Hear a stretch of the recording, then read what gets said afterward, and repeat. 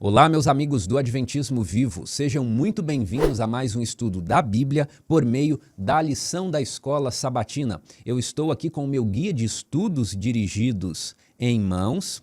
O tema do trimestre é Apologética e o título do estudo desta semana, de número 7, é Jesus e o Islamismo, nosso terceiro estudo de religião comparada. Então, para uma visão esquematizada, quero convidá-lo a me acompanhar no mapa mental. A visão geral do estudo desta semana é nós compreendermos a concepção islâmica de divindade e a posição de Jesus dentro dessa concepção islâmica do que é a divindade. No cristianismo, é muito comum a ideia de trindade, Deus como unidade composta, três pessoas coeternas, essa é a divindade. Nós veremos que a ideia de divindade no islamismo é diferente e esse é exatamente o ponto central do nosso estudo. Ora, se a ideia do islamismo é diferente, qual que é a posição de Jesus na concepção do islamismo? É isso que nós vamos estudar. Agora, note o seguinte, a Bíblia fala do islamismo. Em especial, o livro do Apocalipse fala sobre o islamismo lá no capítulo 9. Apocalipse 9 fala da quinta e da sexta trombeta, que, na interpretação tradicional adventista, são profecias acerca do surgimento, do desenvolvimento e da duração do islamismo como uma oposição às nações cristãs. Embora a Bíblia fale sobre isso, esse não é o nosso objeto de estudo. Isso não faz parte do nosso estudo de hoje.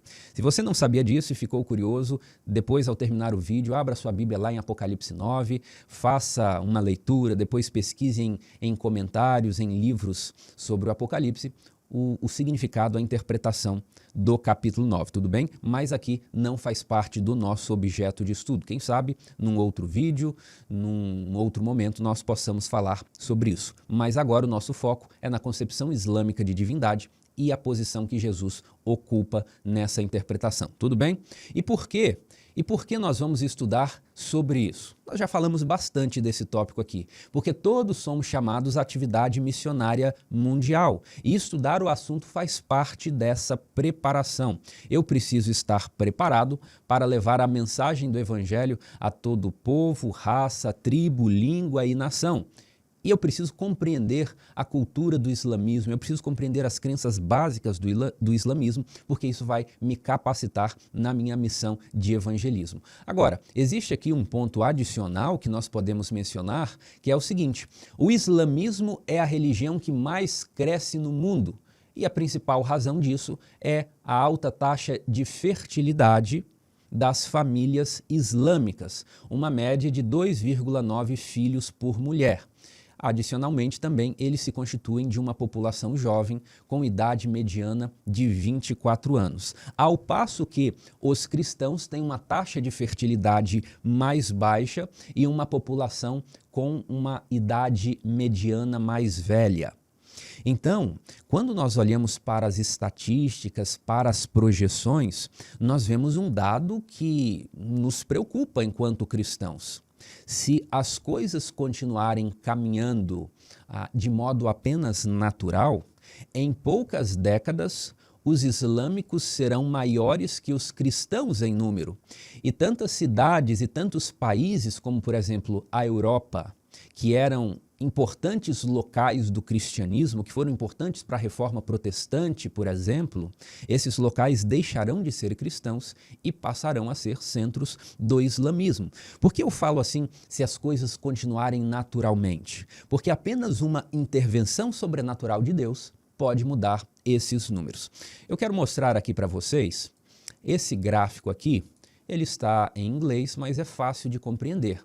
Aqui nós temos as taxas de fertilidade que tendem a ser mais alta entre os islâmicos do que entre os não islâmicos, isso numa comparação global. Aqui essas estatísticas são de 2015 a 2020 e o que nós encontramos aqui? Na África subsaariana, enquanto as famílias islâmicas têm uma média de 5,2 filhos, os não islâmicos têm 4,2 filhos.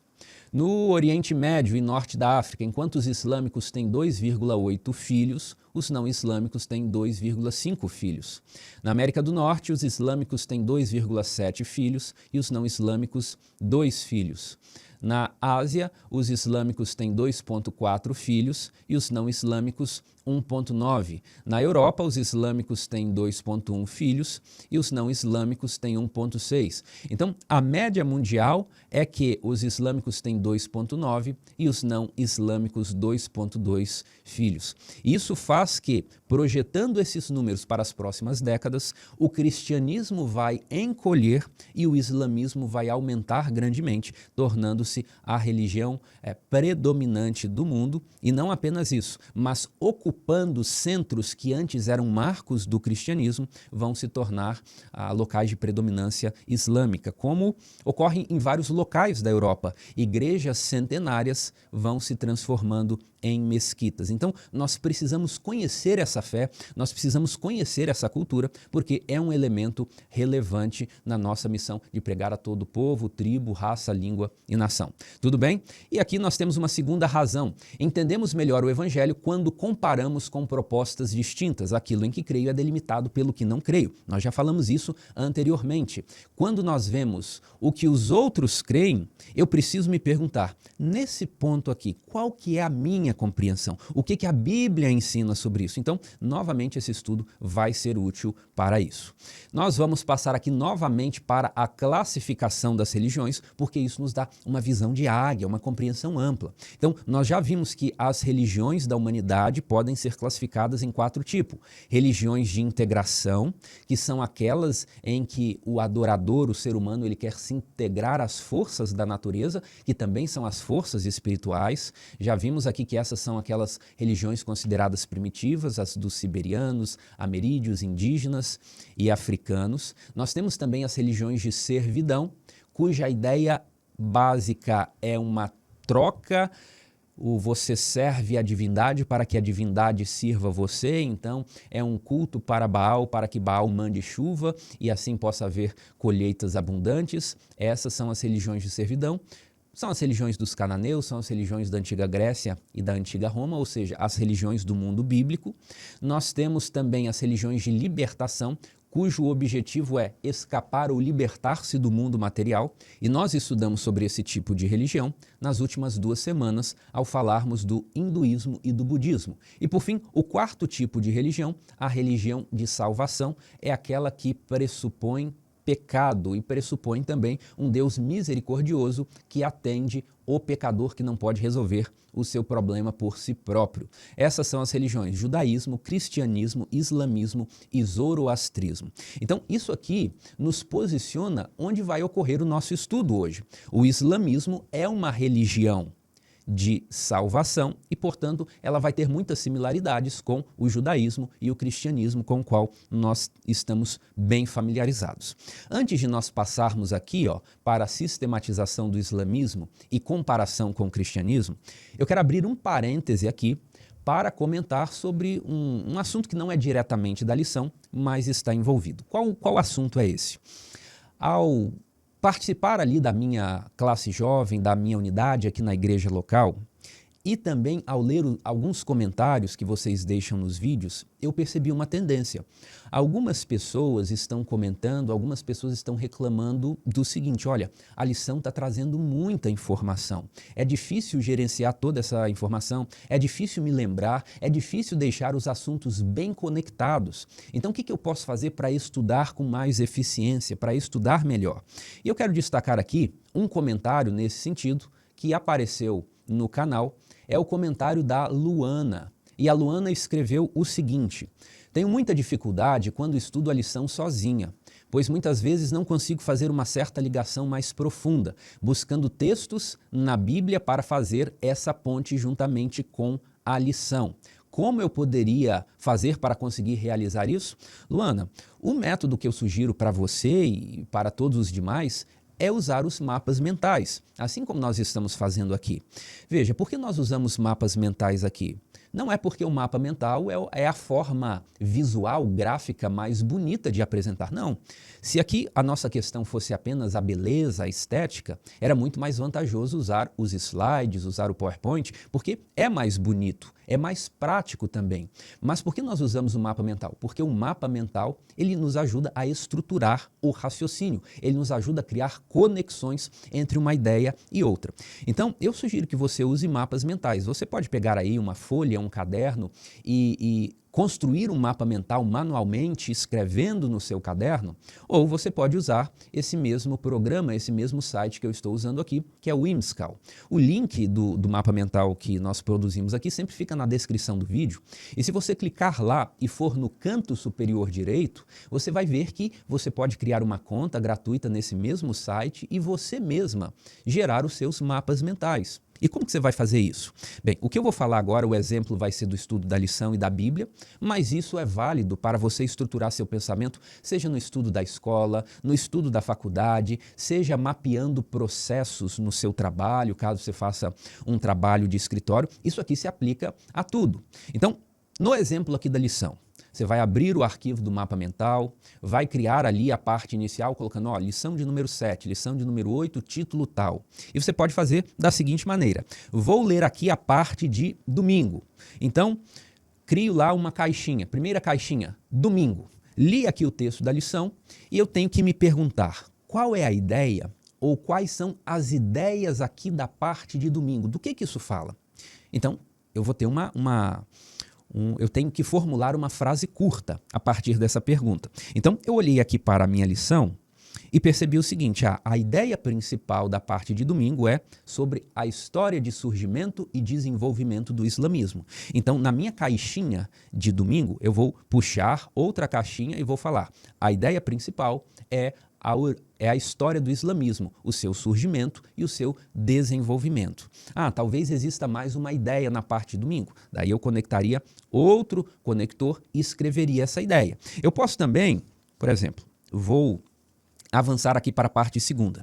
Li a parte de segunda-feira. Novamente eu tenho que me perguntar, quais são as principais ideias aqui da parte de segunda-feira? Vou abrir outra caixinha no mapa mental e escrever segunda-feira. E vou ler a lição e falar, olha, então eu identifiquei duas ideias aqui na lição de segunda-feira. A primeira ideia é explicar que o islamismo possui uma concepção de Deus como unidade absoluta. Ou seja, Deus, ele possui unicidade, Deus é um uno monolítico, é diferente da ideia de trindade. Então, esse é o primeiro ponto aqui da lição de segunda-feira. Segunda ideia de segunda-feira é contrastar a interpretação trinitária de Deuteronômio 6, verso 4, com a ideia de unicidade divina do islamismo.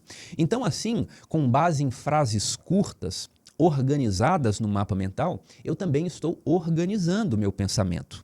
E daí para a segunda etapa que você falou, que foi o seguinte, não consigo fazer uma certa ligação mais profunda, buscando textos na Bíblia para fazer essa ponte juntamente com a lição. A partir do momento que você já mapeou quais são as ideias básicas da lição, você vai se perguntar assim, quais são os fundamentos bíblicos que interagem, que conversam com essas ideias aqui? E daí você vai ficar encarando as ideias e vai ficar pensando. Sua mente tem que ter um tempo ali para trabalhar. Quais versos bíblicos eu poderia usar aqui? Como a Bíblia apresenta essas ideias? Como a Bíblia interage com essas ideias?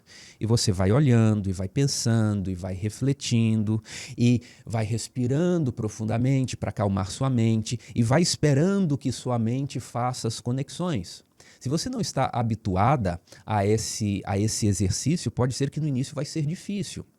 E daí você pode pesquisar na internet, por exemplo, quais as relações teológicas e doutrinárias entre o islamismo e o cristianismo. E ali você vai encontrar centenas, milhares de artigos. Pode ler 1, 2, 3, e ali esses artigos vão mencionar alguns versos. Daí você traz esses versos para o mapa mental e vai conectando.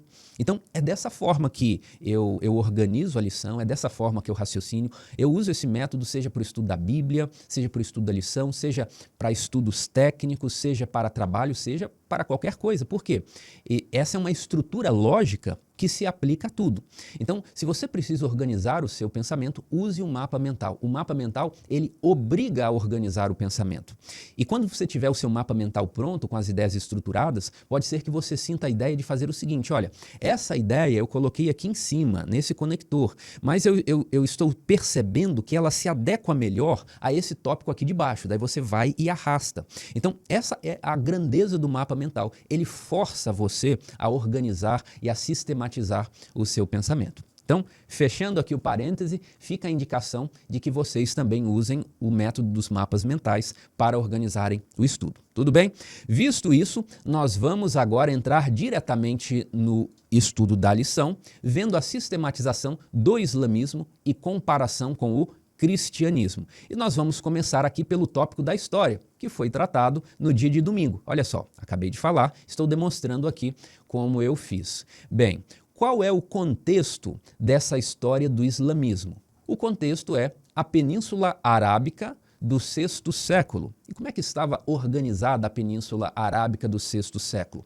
Nós temos uma sociedade tribal, nós temos chefes locais, então não existia a ideia de um estado grande e fortificado, não. A ideia são de tribos locais, uma economia de caravanas, então caravanas que vão atravessando o deserto, indo de vila em vila, oferecendo seus produtos, fazendo trocas, e nós temos também a presença do politeísmo. As tribos árabes dessa região, nessa época, eram politeístas.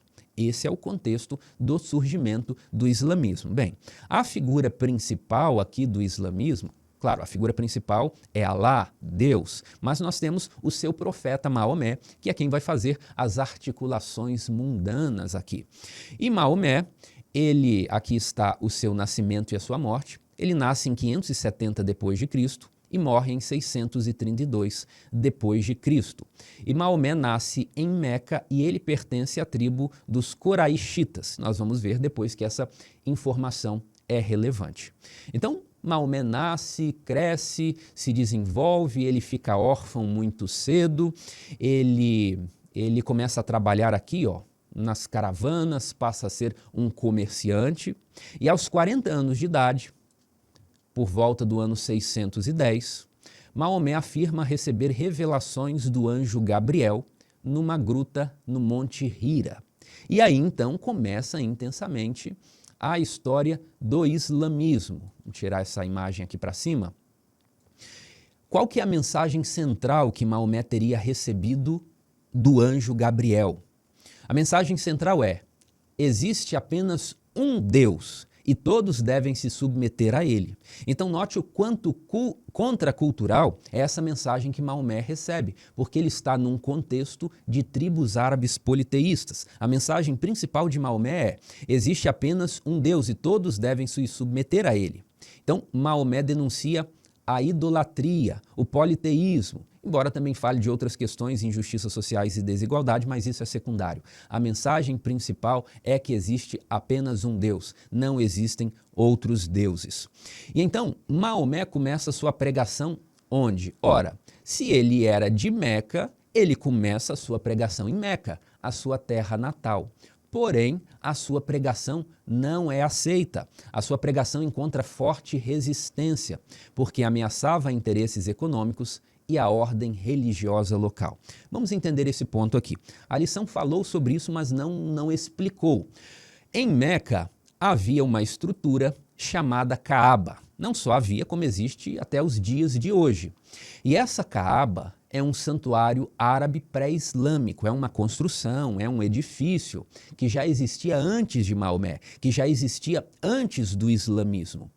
E antes de Maomé, ou até esse momento aqui da vida de Maomé, a Kaaba era um santuário idolátrico, politeísta.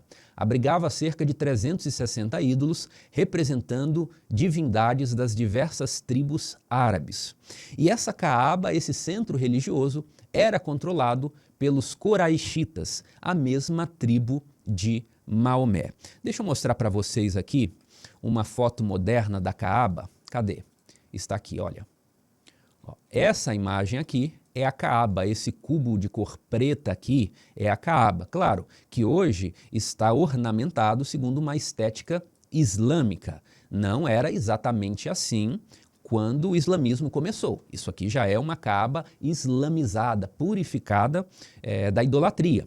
Mas isso nos ajuda a entender o que era na época de Maomé. Essa estrutura aqui, ó, esse cubo aqui, já existia na época de Maomé. Essa aqui que é a Caaba. Então, a Caaba, um centro religioso de grande importância, já existia em Meca, e é por isso que Maomé, pregando em Meca sobre o monoteísmo, sobre um Deus único, ele encontra forte resistência, porque ele está indo de encontro a um centro religioso muito bem estabelecido. E mais, um centro religioso que movimentava uma economia significativa. Veja esse ponto aqui. Por ser ponto de encontro religioso, por causa da Caaba, Meca virou também um nó comercial importante. Caravanas, feiras, hospedagem, comércio de animais e produtos, tudo estava centralizado lá em Meca por causa dos cultos existentes na Caaba. Então, quando Maomé vai pregar monoteísmo num lugar cheio de ídolos, ele não é bem recebido. Ele sofre uma grande resistência. Primeiro, porque ele ameaça a religião do local. E segundo, porque ele ameaça os interesses econômicos. O que pensaria ali as pessoas que estão lucrando com aquele culto? Ora, se esse culto terminar, a nossa fonte de renda também vai terminar. E aqui nós podemos fazer uma comparação com as pregações de Paulo na Ásia e a reação que existe lá quando o povo se sente ameaçado. Aqueles que fabricavam nichos de Diana, a grande deusa Diana dos Efésios, eles criam lá uma revolução popular e falam, olha, se essa pregação de Paulo continuar, nós vamos perder a nossa fonte de renda. Aqui, na história de Maomé, algo semelhante acontece. Se a pregação de Maomé for aceita, nós vamos perder aqui a nossa fonte de renda, porque as peregrinações aqui são para a Caaba. Então, note o seguinte, Maomé é alguém de dentro da aristocracia religiosa de Meca, porque ele pertence à mesma tribo daqueles que organizam a religiosidade em Meca. Então, ele está se voltando contra a idolatria da própria tribo. E, portanto, Maomé, além de ameaçar a economia e a religião de Meca, ele também é visto como um traidor da sua própria casa, um traidor da sua própria tribo. Então, não conseguindo estabelecer a sua pregação monoteísta em Meca, em 622, Maomé e seus seguidores migram de Meca para Medina. E essa migração é chamada de Hégira. Essa palavra significa exatamente migração. O que é a Hégira? É a migração de Meca para Medina. E por que isso é importante? Aqui a lição fala que a Hégira marca o início do calendário islâmico. Isso aqui está na parte de domingo. E essa Hégira, ela é comparada com o Êxodo da Bíblia, a saída do Egito, porque ali no Egito não havia exatamente uma comunidade religiosa bem formada, mas depois que eles saem do Egito e se estabelecem em Canaã, sim. Da mesma forma, a comunidade religiosa islâmica é formada após a Hégira, é formada quando o povo se assenta em Medina e forma então a comunidade de crentes islâmicos. E alguns anos depois, no ano 630, Meca é conquistada militarmente. E Maomé então purifica a Caaba de seus ídolos e reafirma o lugar de Meca como centro do monoteísmo abraâmico. Bem, na tradição islâmica, essa Caaba aqui foi construída, sabe por quem? Pelo próprio Adão. Então seria o primeiro santuário dedicado ao Deus verdadeiro. E na tradição islâmica é dito o seguinte, com o dilúvio, essa estrutura aqui foi destruída e foi posteriormente reconstruída por Abraão e Ismael. Então, é por isso aqui que a Meca é tida como centro do monoteísmo abraâmico. Eu estou aqui com o meu Alcorão em mãos aqui para mostrar o seguinte para você. O próprio Alcorão declara que foi Abraão e Ismael que reconstruíram a Caaba. Veja só, eu vou ler aqui a surata número 2, verso 127. O que é uma surata? São os capítulos do Alcorão. Então, olha, o Alcorão, deixe-me ver aqui, são 114 capítulos. Então, esse texto aqui que está aqui na tela, é o capítulo 2, verso 127. E diz assim: E quando Abraão e Ismael levantaram os alicerces da casa, essa casa é a Caaba, aquele cubo preto da foto que eu mostrei, exclamaram: Ó Senhor nosso, aceita de nós, pois tu és oniovinte, sapientíssimo. Então, na concepção islâmica, Abraão é um dos grandes profetas de Deus. É ele que construiu a Caaba e por isso que Meca é o centro do monoteísmo abraâmico, porque Abraão teria então reedificado aquele primeiro santuário feito a Deus que foi originalmente construído pelo próprio Adão. Tudo bem? Entendemos aqui a parte histórica e agora nós vamos para a doutrina, para a teologia, como está organizada a doutrina islâmica. Ela está organizada em 6 artigos de fé e é aqui que nós vamos dedicar a nossa maior atenção. Então, quais são as doutrinas do Islã? Crença em um único Deus, em um Deus único, crença nos anjos, crença nos livros revelados, crença nos profetas, crença no dia do juízo e crença no decreto divino. Nós vamos passar uma a uma, fazendo comparações com o cristianismo. Então vamos começar aqui. Crença em Deus único. Como que isso está estruturado? Deus, que é também chamado de Alá, é absolutamente um, sem parceiros, sem filhos, sem encarnação. Deus, Alá, não possui gênero, raça, nem limitações humanas. E o pecado máximo dentro do islamismo é o shirk, isto é, associar qualquer outro ser a Deus como igual ou parceiro. Então, com base nessa formulação aqui, você já entendeu que a ideia de Deus como um, a ideia de monoteísmo islâmico é bem diferente da ideia cristã de monoteísmo. Veja, judaísmo, islamismo e cristianismo, todas são religiões monoteístas. Mas a ideia de monoteísmo do cristianismo é diferente, porque Deus é triuno, uma unidade de 3 pessoas coeternas, o Pai, o Filho e o Espírito Santo. Como que o islamismo olha para isso? No islamismo, a doutrina cristã da Trindade é considerada uma forma de shirk maior, ou seja, o maior tipo de pecado que pode existir. E aqui existe uma citação da Surata 5, verso 73, que fala exatamente sobre isso. Vou apenas tirar aqui a imagem da Caaba e colocar aqui do lado para organizar a nossa leitura.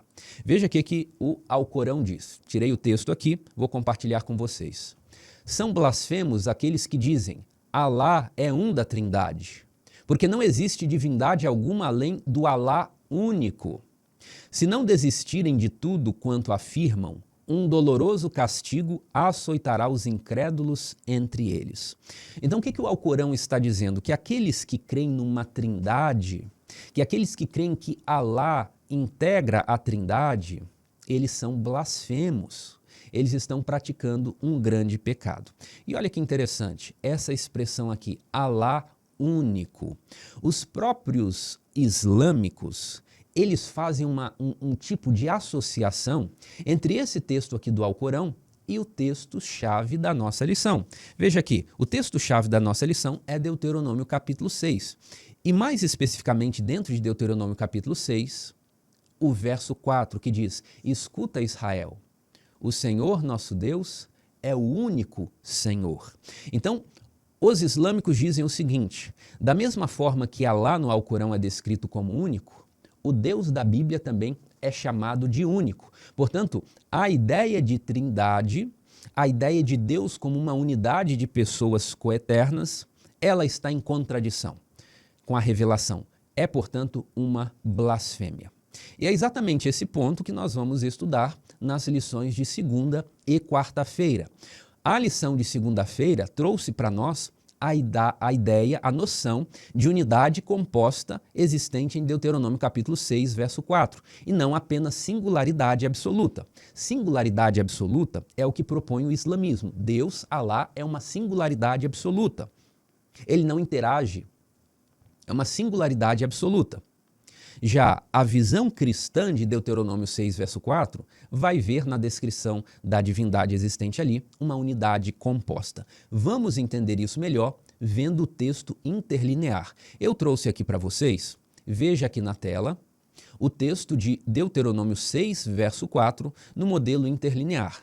Então aqui, na primeira linha, nós temos o texto em português, na segunda linha nós temos o texto em hebraico, na terceira linha nós temos o texto hebraico transliterado, ou seja, convertendo os caracteres hebraicos para caracteres ocidentais, e na quarta linha nós temos o código Strong, que atribui um número a cada raiz de palavra hebraica. Então, o texto em português diz: Ouve Israel, o Senhor nosso Deus é o único Senhor. O texto em hebraico diz: Shema Israel, Yavé Eloheinu Ehad Yavé. Os judeus não leem dessa maneira, porque como nós já falamos em vídeos anteriores, os judeus não pronunciam o tetragrama sagrado.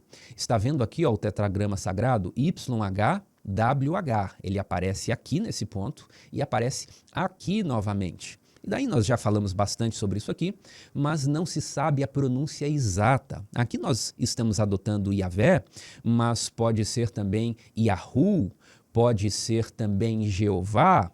Então, a depender das vogais que são introduzidas aqui entre essas consoantes, a pronúncia do nome real de Deus pode ser mudada. Os judeus não pronunciam esse nome aqui porque eles creem que isso é uma violação ao mandamento que diz: não tomarás o nome do Senhor teu Deus em vão.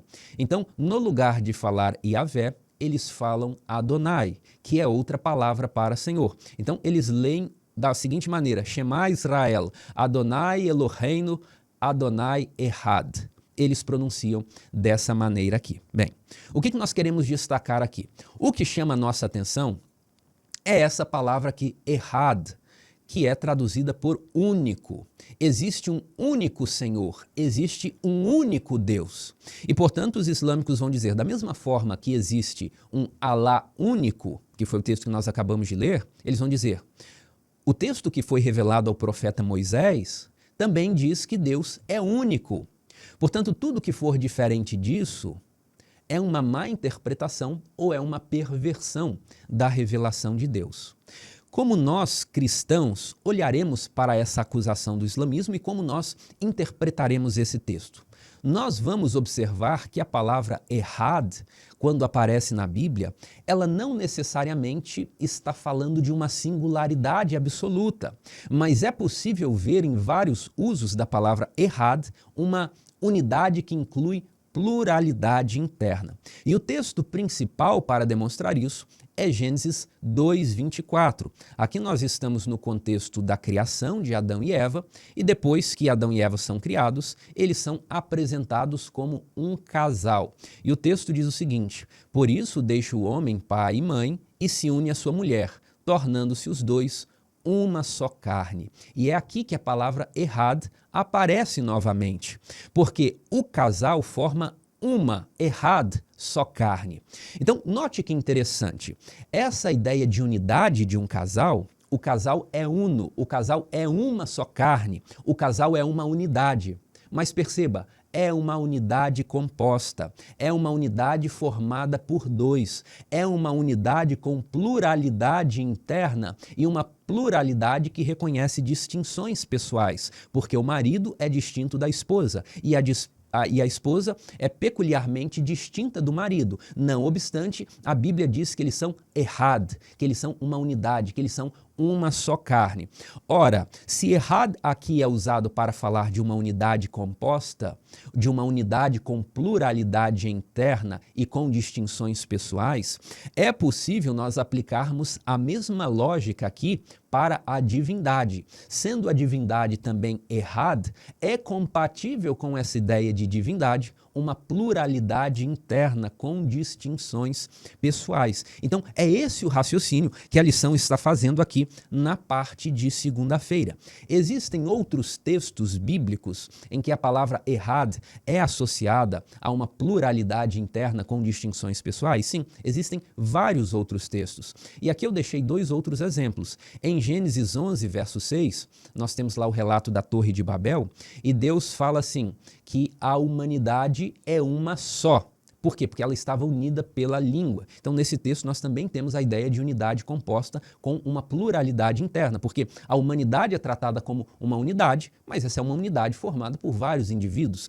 Da mesma forma, Esdras 2,64 fala da multidão como sendo errad, mas uma multidão é formada por vários indivíduos. Então, nós vemos ao longo do texto bíblico várias ocorrências da palavra errad que suportam a ideia de unidade composta, de pluralidade interna, com distinções pessoais. Então, nesse primeiro momento, nós não temos aqui uma prova da trindade bíblica. Essa ideia ela vai ser apresentada claramente no Novo Testamento.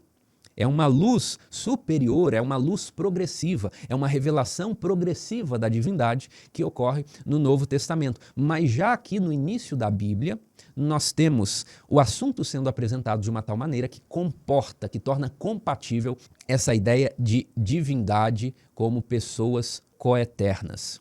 Visto isso, nós vamos aprofundar aqui também na parte de quarta-feira, que vai ampliar essa ideia.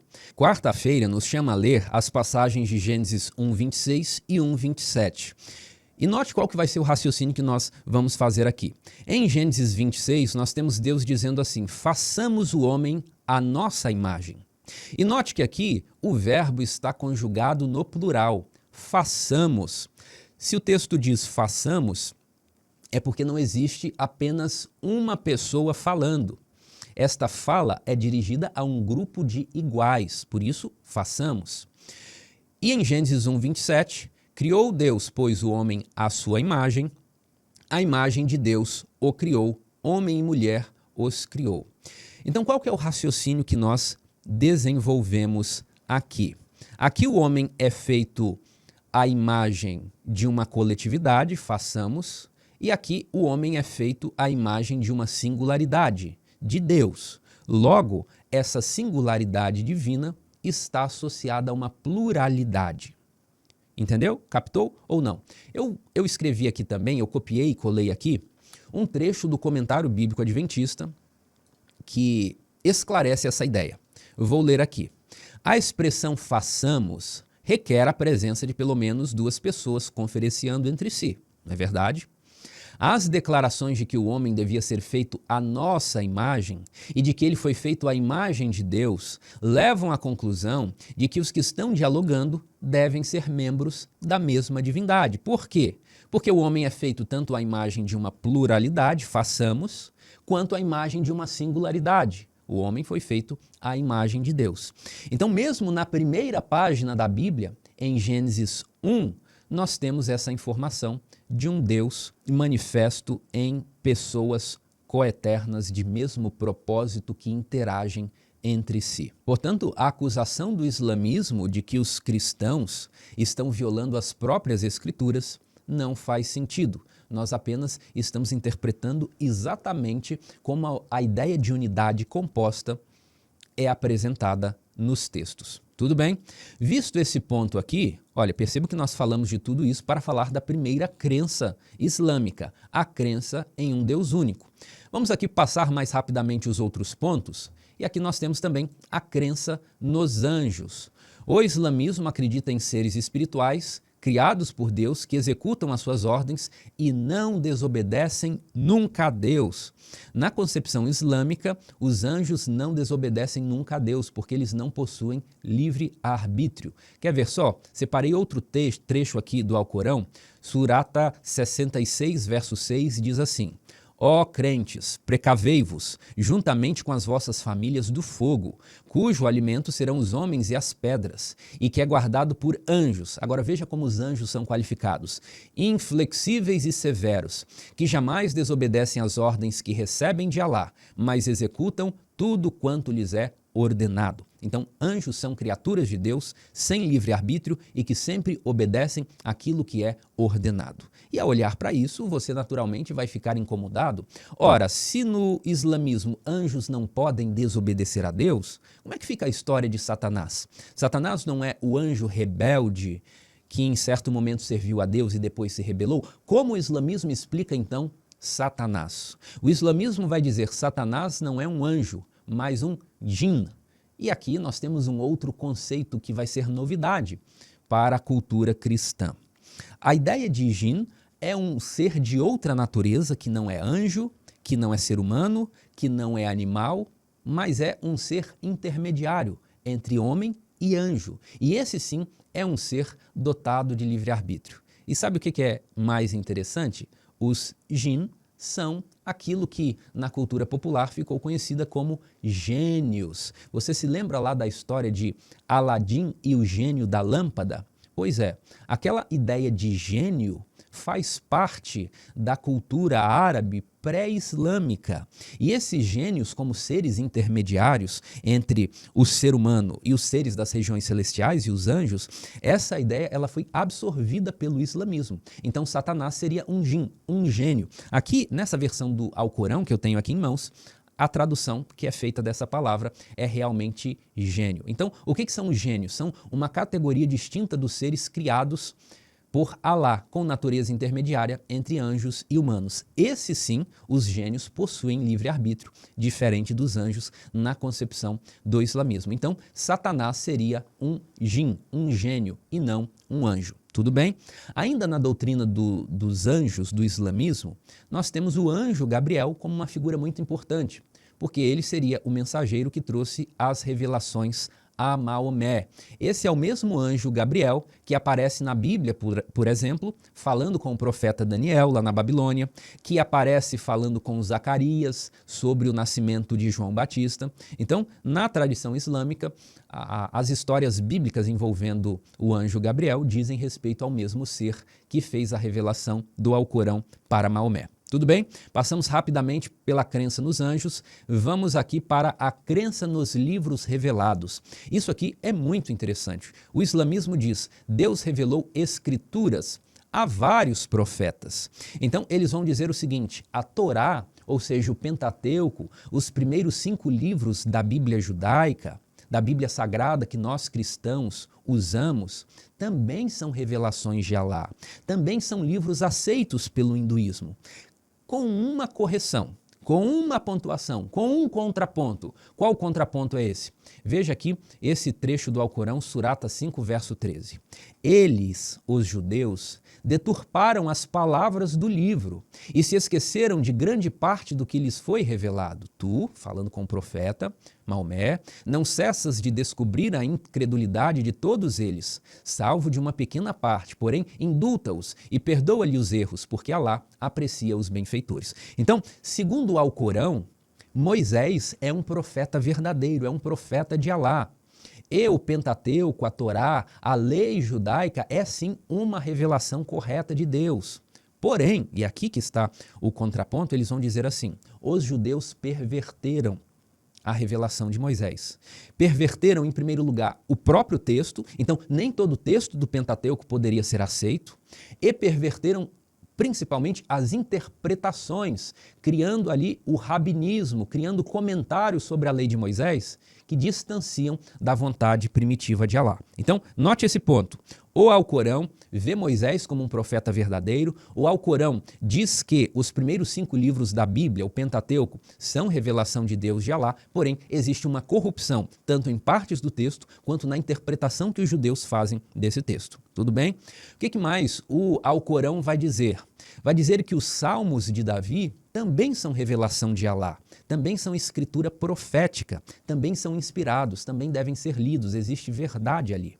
E agora o Alcorão também vai falar que o evangelho revelado a Jesus também é escritura sagrada. Mas calme aí, cuidado para não confundir. Quando o Alcorão fala de evangelho, ele não está falando dos 4 evangelhos da nossa Bíblia, Mateus, Marcos, Lucas e João. Não, quando o Alcorão fala de evangelho, ele não está falando disso. O que o Alcorão chama de evangelho é um texto único, revelado oralmente por Alá a Jesus, contendo monoteísmo puro, confirmação da Torá, leis de misericórdia e orientação moral. Então, esse livro que foi falado, que foi ditado para Jesus, teria se perdido. E os 4 evangelhos que nós temos hoje seriam uma corrupção dos ensinos que Jesus deu a partir dessa revelação que Jesus recebeu de Alá. Então não existe um registro desse evangelho que foi entregue para Jesus. Então, não adianta falar que o evangelho do islamismo são os 4 evangelhos da nossa Bíblia, entendeu? São coisas diferentes. E, por fim, nós temos o Alcorão, que foi revelado a Maomé. E o nome dele é Alcorão porque Alcorão significa a recitação. Maomé foi compelido pelo anjo Gabriel a recitar as palavras da revelação que Gabriel estava trazendo. Então, o Alcorão é a palavra literal de Deus, de Alá. Não é uma redação humana como a Bíblia. Como que funciona a inspiração da Bíblia? Deus, pelo Espírito Santo, atua na mente do profeta. A mente do profeta é enlevada. E a partir dali, o profeta escreve na sua própria linguagem, no seu próprio estilo, aquilo que Deus lhe colocou na mente. Isso é cristianismo, isso é judaísmo. No islamismo é diferente. As palavras do Alcorão foram ditadas pelo próprio Deus, por Alá. Essa é a ideia aqui. E Maomé, então, escreveu, compilou ao longo de vários anos. Essa é a doutrina islâmica sobre as escrituras. E um detalhe aqui final. O Alcorão é considerado a revelação final e incorruptível. Os livros anteriores teriam sido, em maior ou menor grau, alterados ou deturpados na tradição judaico-cristã. Mas quando o islamismo faz essa acusação, surge aqui novamente um problema lógico. E qual problema lógico é esse? Se Deus é poderoso para preservar o Corão ou Alcorão, as duas formas estão corretas, por que não seria possível preservar também o que ele falou antes? Por que o evangelho entregue a Jesus não foi preservado? Por que a Torá entregue a Moisés não foi totalmente preservada? Por que Deus não preservou? Por que nós vamos determinar o que está certo e o que está corrupto a partir dos escritos de Maomé? Não deveria ser os escritos dos profetas anteriores validando se o que Maomé falou está correto ou não? Pois é, no islamismo essa lógica se inverte. A correção é feita de frente para trás e não de trás para frente. Não é Moisés que diz se Maomé é um profeta verdadeiro ou não. É Maomé que, a partir da sua revelação e olhando para o passado, diz se o texto de Moisés que nós temos hoje foi alterado ou não, se é um texto confiável ou não. Mas daí surge esse problema lógico. Se Deus preservou o Alcorão, que é uma revelação divina, por que ele não preservaria as outras revelações divinas e deixariam com que elas se corrompessem? É um problema nessa acusação do islamismo. Tudo bem? Passando agora para o próximo tópico, e aqui nós vamos dar um destaque mais nesse número 4, a crença nos profetas. Então, o islamismo diz que desde Adão até Maomé, Deus enviou profetas para guiar a humanidade. Foram muitos profetas. Dentre esses muitos profetas, vários personagens bíblicos são considerados profetas pelo Alcorão. Veja a lista aqui que eu coloquei. Adão, Enoque, Noé, Abraão, Ló, Ismael, Isaque, Jacó, José, Jó, Jetro, Moisés, Arão, Davi, Salomão, Elias, Eliseu, Jonas, Zacarias, João Batista e finalmente nós chegamos em Jesus. Todos esses são considerados profetas pelo islamismo. E aqui nosso foco vai ser entender um pouco mais de como Jesus é profeta no islamismo. O que está no Alcorão sobre isso? Vamos então ver alguns pontos aqui. Eu separei 2 trechos do Alcorão que falam sobre Jesus. A Surata 4, verso 171 diz assim: Ó adeptos do livro, não exagereis em vossa religião e não digais de Alá senão a verdade. Note o seguinte, o Messias, Jesus, filho de Maria, foi tão somente um mensageiro de Alá e o seu verbo, com o qual ele agraciou Maria por intermédio do seu Espírito. Então, o que nós temos aqui? Veja que interessante. No Alcorão, Jesus é chamado de Messias, Jesus é filho de Maria, e aqui a virgindade de Maria é reconhecida, porque é dito que ele agraciou Maria por intermédio do seu Espírito. Então, o Alcorão reconhece que a gravidez de Maria foi sobrenatural, foi pelo Espírito de Deus. E agora é dito o seguinte: crede, pois, em Alá e em seus mensageiros, e não digais, Trindade, abstende-vos disso, que será melhor para vós. Sabei que Alá é uno, glorificado seja. Longe está a hipótese de ter tido um filho. A ele pertence tudo quanto há nos céus e na terra, e Alá é mais do que suficiente guardião. Então, o que esse texto aqui do Alcorão diz expressamente? Fala que Jesus é o Messias, fala que ele teve um nascimento virginal, fala que Jesus é um profeta de Deus, um profeta de Alá, um mensageiro de Alá, mas nega expressamente que Jesus seja filho de Deus. Se Jesus não é filho de Deus, então ele não é divino. Consequentemente, não pode existir a ideia cristã de trindade. Note como isso é dito claramente no Alcorão. Mas o que é dito aqui? Surata número 4, verso 157. E por dizerem, matamos o Messias, Jesus, filho de Maria, o mensageiro de Alá, embora não sendo na realidade certo que o mataram, nem o crucificaram, mas o confundiram com outro. E aqueles que discordam quanto a isso estão na dúvida, porque não possuem conhecimento algum, mas apenas conjecturas para seguir. Porém, o fato é que não o mataram. Então, olha que curioso. O Alcorão vai dizer o seguinte: Jesus não morreu. Jesus não morreu numa cruz. Foi outro que morreu no seu lugar. Nem o crucificaram, mas confundiram com outro. Aquele que foi crucificado foi uma pessoa que parecia com Jesus, mas não foi com Jesus. Jesus teve um nascimento virginal, Jesus teve uma vida sobrenatural, porque o islamismo reconhece que ele fez muitos milagres, e Jesus também tem um fim sobrenatural no islamismo, porque ele ascende ao céu. Então toda a vida de Jesus é sobrenatural no islamismo, mas ele não morreu na cruz e, consequentemente, não ressuscitou ao terceiro dia. Bem, vamos lá sobre a identidade de Jesus no islamismo. Jesus é apenas um profeta de grande honra no islamismo, mas é apenas um profeta. Qual é o contraponto que nós vamos fazer a isso? Nós precisamos nos perguntar: a Bíblia diz que Jesus era profeta? O que você acha? A resposta é sim. A Bíblia chama Jesus várias vezes de profeta. Na verdade, o próprio Jesus se referiu a si mesmo como profeta.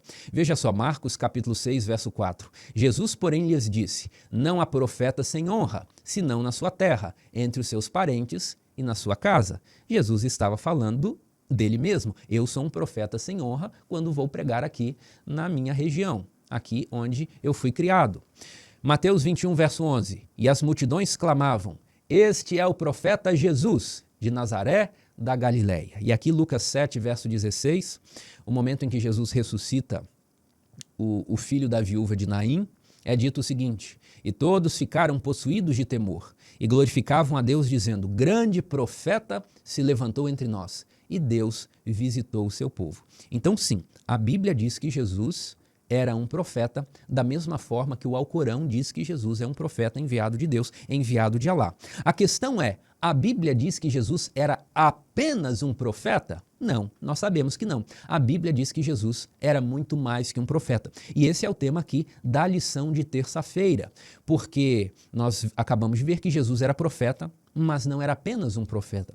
O próprio Jesus arroga para si uma posição muito superior à de profeta. E a lição aqui nos chama para um destaque em João capítulo 8, versos 52 a 59, e nós vamos ver esse texto. Jesus está numa acirrada disputa com os fariseus. E o verso 52 diz assim: disseram-lhe os judeus: agora estamos certos de que tens demônio. Abraão morreu, e também os profetas, e tu dizes: se alguém guardar a minha palavra, não provará a morte eternamente. És maior do que Abraão, nosso pai, que morreu? Também os profetas morreram. Quem, pois, te fazes ser? E olha como Jesus responde: se eu me glorifico a mim mesmo, a minha glória nada é.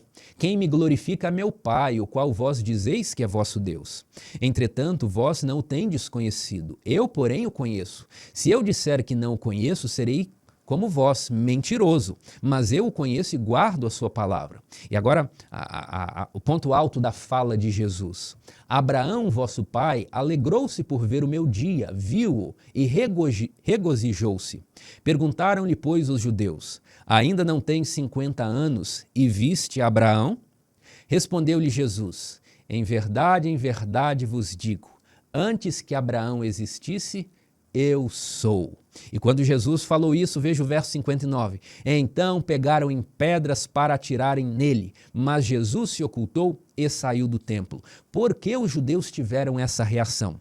Porque quando Jesus diz, antes que Abraão existisse, eu sou, ali Jesus estava dizendo claramente, eu sou divino, eu sou Deus, eu sou eterno, porque muitos séculos antes eu já existia antes de Abraão. E aqui a lição cita também o texto de Êxodo 3,14. Lá quando Deus está se revelando a Moisés na sarça ardente, e Deus disse a Moisés o seguinte: eu sou o que sou. É o nome por excelência de Deus, é o tetragrama sagrado que nós vimos lá no início. Então Jesus está falando o seguinte: esse eu sou de João capítulo 8 é uma referência ao eu sou de Êxodo 3,14. Jesus está falando o seguinte: eu sou o tetragrama sagrado, eu sou o mesmo que falou com Moisés lá na sarça ardente, eu sou aquele da oração do Shema. Escuta, Israel, o Senhor nosso Deus é o único Senhor. Quando vocês fazem essa oração, vocês estão invocando a divindade. Vocês estão me invocando. Eu sou o Senhor. E por isso, como o eterno, como a fonte da vida, eu posso falar que quem guardar a minha palavra não provará a morte, mas viverá eternamente. Então, essa é a posição de Jesus. O próprio Jesus arroga para si a posição de divindade. Ele diz: eu e o Pai somos um. Existe uma unidade de pessoas coeternas. Isso é o que Jesus diz de si mesmo. Portanto, o islamismo oferece uma visão rebaixada de Jesus. Sim, Jesus é um profeta, mas Jesus não é apenas um profeta. Jesus é divino. Ele é o Filho de Deus, a segunda pessoa da Trindade. Ok? Vamos aqui passar para o nosso próximo tópico, que é a crença no dia do juízo. E aqui nós já vamos nos encaminhando para o final, vamos passar rapidamente. Os islâmicos creem no juízo final, no dia do juízo. E para esse evento, todos ressuscitarão para uma prestação de contas, e Deus julgará cada pessoa por sua fé e obras. Os fiéis terão a recompensa no paraíso, os rebeldes receberão a punição. Isso se parece muito também com o que a Bíblia ensina, parece uma crença muito familiar para nós. E por fim, a sexta e última crença do islamismo é a crença no decreto divino. Isso significa que tudo acontece sob o controle e a permissão de Deus. O islamismo, mesmo afirmando o livre-arbítrio humano, sublinha fortemente a soberania de Deus sobre a história e o destino. Essa discussão também acontece no cristianismo, principalmente entre aquelas denominações de fé reformadas, que pregam a predestinação, que pregam a eleição incondicional. Esse aqui é um assunto bastante difícil dentro do cristianismo e a mesma dificuldade se mostra também no islamismo. Como pode haver liberdade de ação humana e pré-determinação de Deus e os decretos divinos pelos quais Deus determinou que a sua vontade se cumprirá? Esse é um tema extremamente complexo. Ele é complexo tanto dentro do cristianismo quanto dentro do islamismo também. Mas a ideia é a seguinte: existe liberdade humana, mas Deus predeterminou, Deus decretou tudo o que vai acontecer. Como essas duas coisas se harmonizam é outra discussão muito mais profunda.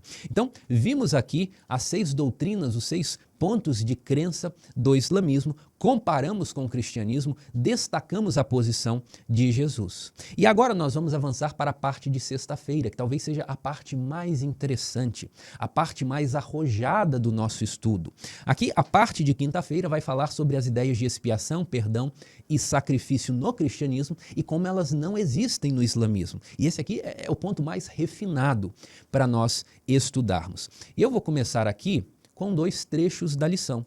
A lição de quinta-feira começa com as seguintes palavras: no islamismo, Deus perdoa diretamente em resposta ao arrependimento sincero, à oração e às boas ações da pessoa.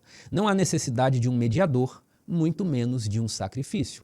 E isso é estranho para nós cristãos, porque o nosso perdão só pode vir do sacrifício de Cristo e da sua mediação como nosso sumo sacerdote.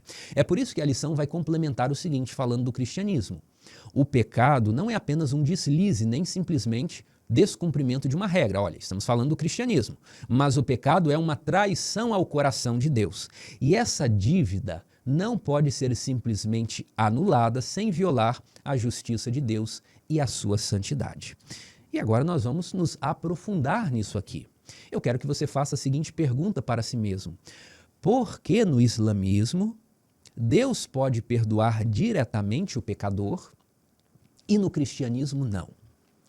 Porque no cristianismo nós precisamos do sacrifício de Jesus e nós precisamos da mediação, da intercessão de Jesus em nosso favor. Por quê? Porque Deus não nos perdoa diretamente, como é a concepção do islamismo. Por quê? Veja, no campo das possibilidades, Deus sim poderia nos perdoar diretamente. Ele é onipotente. Na teoria, Deus pode fazer tudo.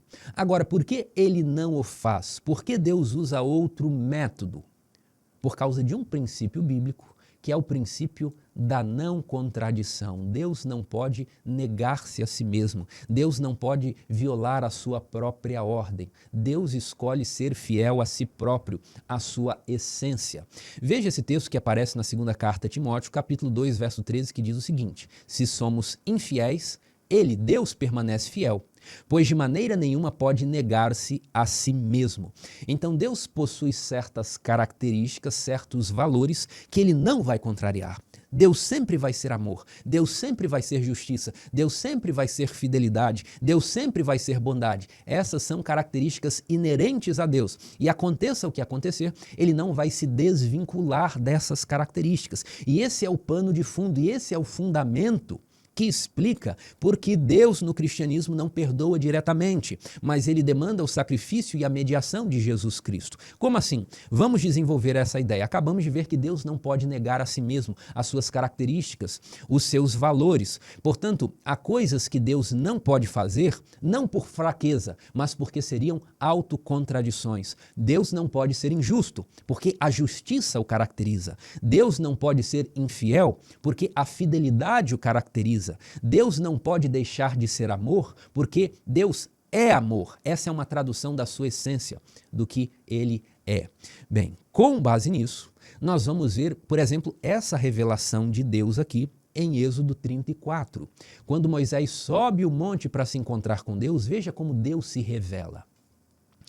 E passando o Senhor por diante dele, clamou: Senhor, Senhor, Deus compassivo, clemente, longânimo e grande em misericórdia e fidelidade, que guarda a misericórdia em 1000 gerações, que perdoa a iniquidade, a transgressão e o pecado, ainda que não inocenta o culpado, e visita a iniquidade dos pais nos filhos e nos filhos dos filhos, até a 3ª e 4ª geração. Que grande revelação do caráter de Deus. E eu chamo a sua atenção para a parte que está engrifada, a parte que está em negrito. Deus é apresentado como misericordioso e perdoador. Deus é o Deus que perdoa a iniquidade, mas ele também é o Deus que não inocenta o culpado. Então, note essas duas coisas. Deus é um Deus misericordioso e perdoador, mas Deus não inocenta o culpado. Ora, como isso aqui pode funcionar? Como isso aqui pode se encaixar? Você consegue entender que são realidades que estão em choque? São realidades contraditórias? Se Deus é perdoador, então o culpado ele precisa receber a inocência. Ora, mas se o culpado é tratado como inocente, então Deus deixa de ser justo. Ele perde uma das suas características. E Deus não pode deixar de ser justo. Como então a misericórdia manifesta na forma de perdão de pecados pode ser conciliada com não inocenta o culpado? Como se resolve esse paradoxo? Qual é o paradoxo? Deus perdoa, mas não inocenta o culpado. Só existe uma forma de resolver essa tensão, esse dilema. Só é possível o perdão se a punição do pecado for executada sobre outra pessoa. E aqui você já entendeu como as nossas engrenagens estão funcionando. Para que Deus seja perdoador e misericordioso, mas para que ele mantenha a sua essência de justiça, de não tratar o culpado como inocente, Deus pega a sentença de morte que cairia sobre o culpado e coloca essa sentença de morte sobre outro inocente. Então, a justiça da lei é satisfeita e a misericórdia de Deus pode, então, ser derramada sobre o culpado. Essa é a lógica pela qual não pode haver perdão de pecado sem sacrifício e sem a intercessão de Jesus Cristo. Jesus Cristo é o inocente que morre para que o culpado não precise morrer, para que eu e você não precisamos morrer. E então Jesus Cristo recebendo uma punição sem ser culpado, ele possui créditos de justiça e ele clama ao Pai para que esses créditos de justiça sejam atribuídos a nós, que não temos justiça. Então Deus pode ser perdoador ao mesmo tempo que continua justo, porque ele sabe que o pecado do culpado exige uma sentença, exige uma punição. A punição não é ignorada. O problema não é varrido para debaixo do tapete. A punição é executada, não no culpado, mas no inocente. E o inocente roga que os créditos de justiça sejam atribuídos ao pecado.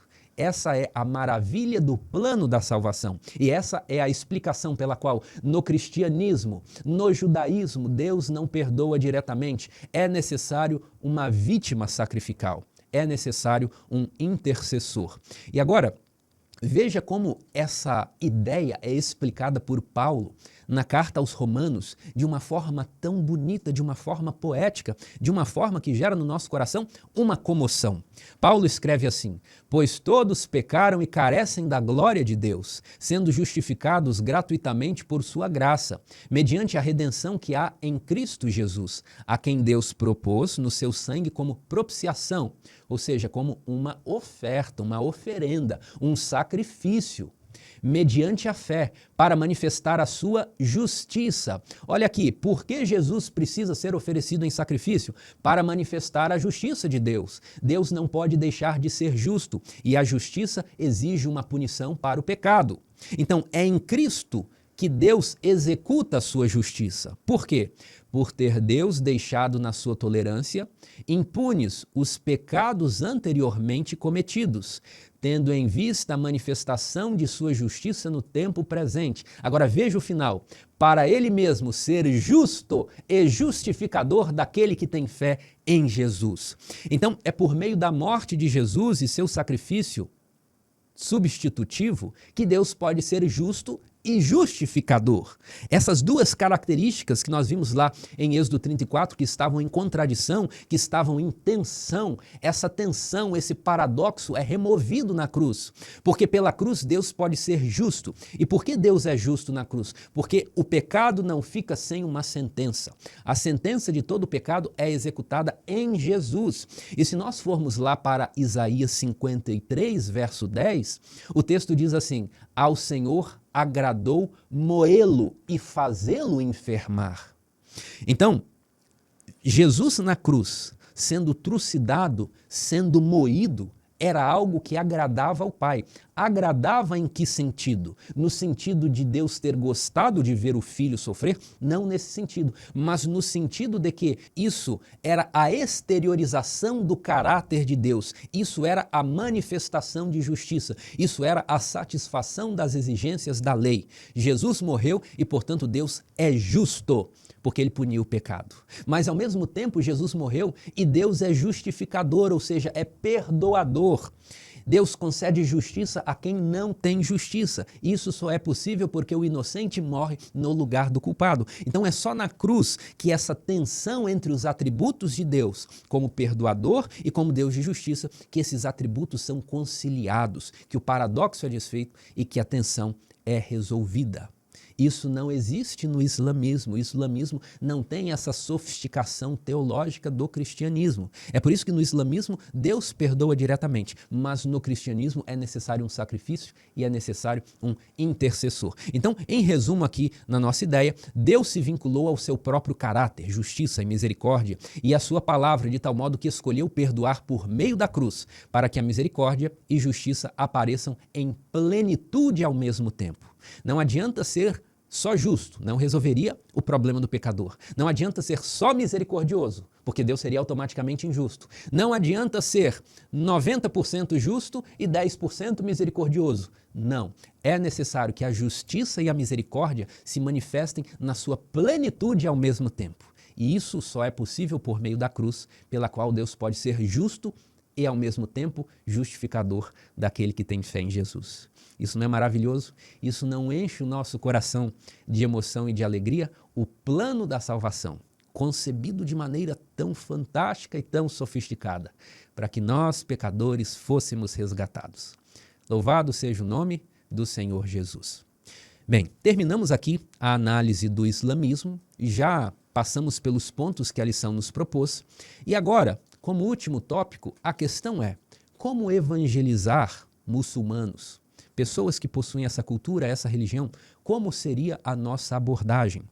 Bem, aqui é muito mais fácil nós construirmos pontes do que com o budismo e o hinduísmo, que vimos nas semanas anteriores. Por quê? Para o muçulmano, Jesus é nascido de uma virgem, Jesus é sem pecado, Jesus é Messias, Jesus é palavra e Espírito de Deus, Jesus é quem executará o juízo final. Então já existem muitas conexões, existe uma ponte já estabelecida entre cristianismo e islamismo.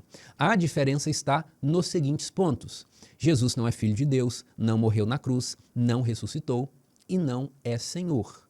Então, esses são os entulhos intelectuais que precisam ser removidos para que o caminho até Jesus fique desembaraçado.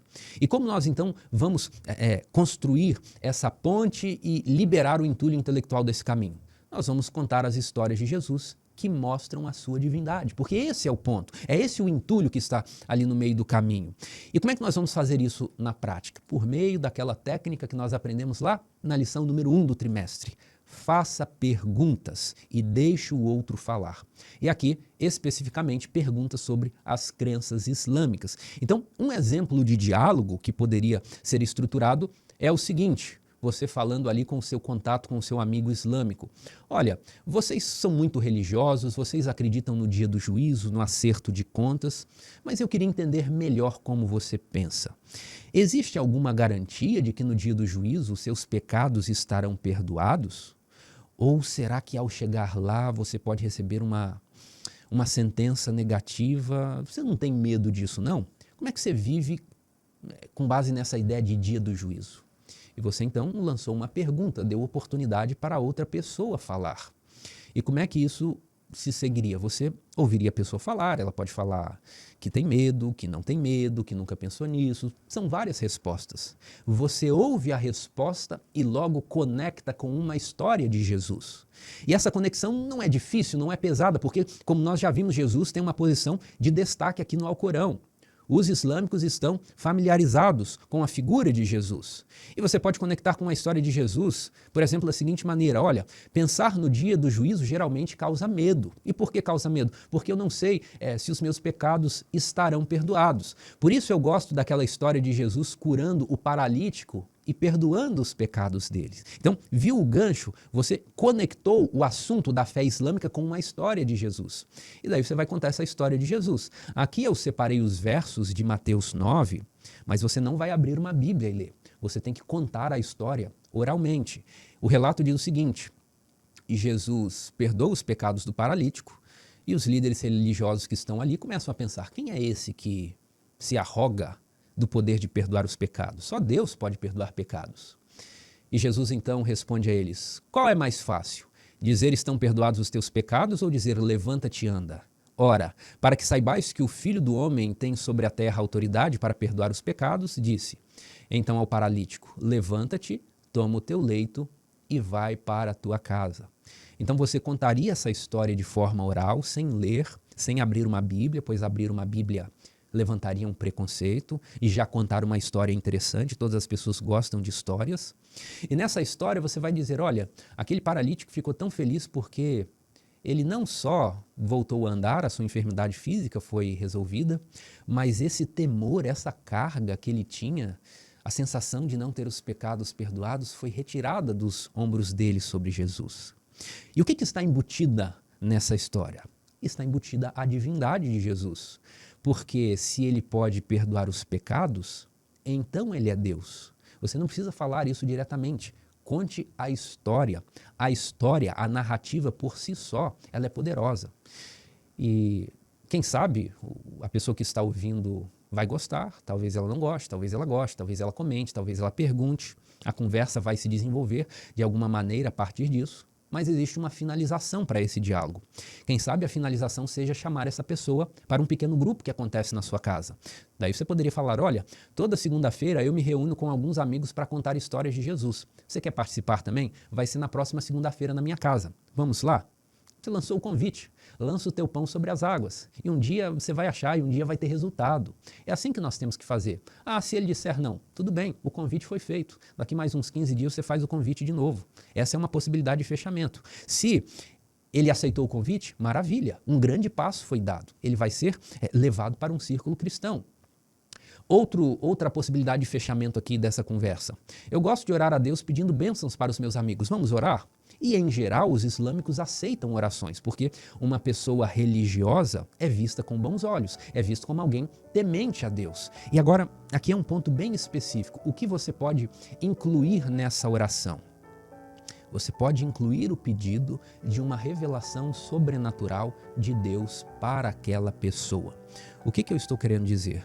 Nos últimos anos, nós temos visto dezenas, centenas de relatos de islâmicos se convertendo dizendo o seguinte: Jesus Cristo apareceu para mim em um sonho e ele se apresentou como o Senhor de todo o universo, como o verdadeiro Deus. Outros dizem assim: eu tive um sonho e um homem vestido todo de branco apareceu para mim e falou coisas grandiosas, miraculosas. E depois eu vi essa imagem do homem branco como uma imagem de uma figura de Jesus, de um pôster de Jesus numa igreja. Então esse foi o homem que me apareceu no sonho. Então veja, Satanás também usa sonhos, visões para enganar. Então nós precisamos estar precavidos contra isso. Porém, quando nós olhamos para o mundo islâmico, nos últimos anos nós temos centenas de relatos de pessoas que tiveram sonhos e que tiveram visões e que Jesus se revelou a elas de modo sobrenatural. Então nos parece justo, nos parece adequado esse tipo de abordagem aqui. Ao fazer uma oração com o islâmico, você pode pedir: Senhor, tu conheces a vida do meu amigo fulano de tal que está aqui comigo. Se for da tua vontade, usa até sonhos e visões para te revelares a ele, assim como aconteceu com muitos homens justos no passado. E assim você estará colocando a questão nas mãos de Deus. Será que aquela pessoa que é o seu contato, ela precisa de uma revelação sobrenatural de Deus? Pode ser que sim, pode ser que não. Pode ser que Deus conceda um sonho, pode ser que não. O que nos cabe é agir de tal maneira a encaminhar as pessoas a Deus. O trabalho maior de convencimento é do Espírito Santo. Nós precisamos nos apresentar como instrumentos para que Ele faça essa obra através de nós. Que grande privilégio é esse de poder ser cooperadores de Deus. Nosso estudo chegou ao fim. Foi um prazer poder compartilhar todos esses pontos e falar da Bíblia com a sua companhia virtual. E nos vemos então na semana que vem. Até lá e que Deus o abençoe.